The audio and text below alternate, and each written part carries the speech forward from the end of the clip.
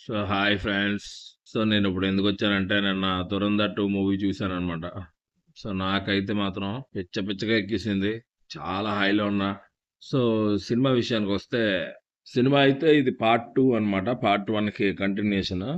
So part 1లోనేమో Rahman దక్కాయిత్ని చంపడం వరకు చూపిస్తారు. సో పార్ట్ 2కి వస్తే ముందు ఫ్లాష్ బ్యాక్ చూపిస్తారనమాట. వీడెందువల్ల ఇక్కడికి రావడం జరిగింది, పాకిస్తాన్‌కి ఏ సందర్భంలో వచ్చాడు, సో ఎలాగా ఈ మిషన్‌కి వీడిని ఒప్పించారు, సో ఇవన్నీ కూడా చూపిస్తారనమాట.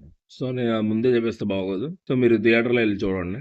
తర్వాత స్టోరీ విషయానికొస్తే, వీళ్ళ తాతగారి నుంచి వీళ్ళందరూ కూడా ఆర్మీలో పనిచేస్తారనమాట. సో వీళ్ళ చెల్లెల్ని రేప్ చేస్తారు. సో హీరో ఎళ్లి రివెంజ్ తీర్చుకుంటారనమాట వాళ్ళ మీద. తీర్చుకుంటే ఉరిశిక్ష పడతది హీరోకి.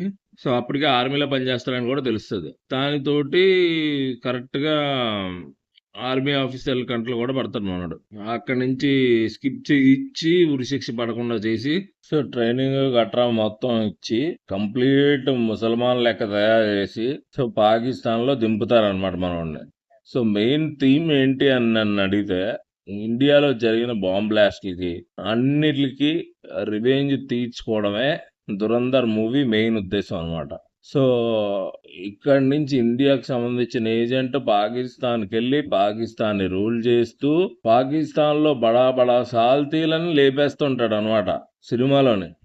ప్రతి మూమెంట్ హై ఇస్తది. ప్రతి మూమెంట్ విత్ క్లారిటీ.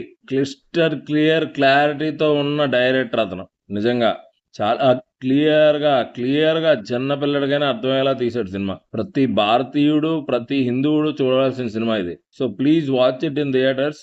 కొద్దిగా 4 గంటలకు కష్టమే. నాకు కూడా అక్కడక్కడ కొద్దిగా ఇబ్బందిగా అనిపించింది. ఏంట్రా బాబు ఇంత పెద్ద సినిమా అని. కాపోతే మంచి సినిమా. చూడాల్సిన సినిమా. చాలా తెలుసుకోవాల్సిన సినిమా. సో అది. Thank you friends. ఎవరైతే సబ్స్క్రైబ్ చేసుకోలేదో కొంచెం సబ్స్క్రైబ్ చేసుకోవచ్చు కదా ప్లీజ్.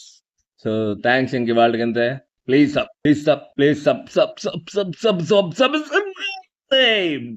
సబ్స్క్రైబ్.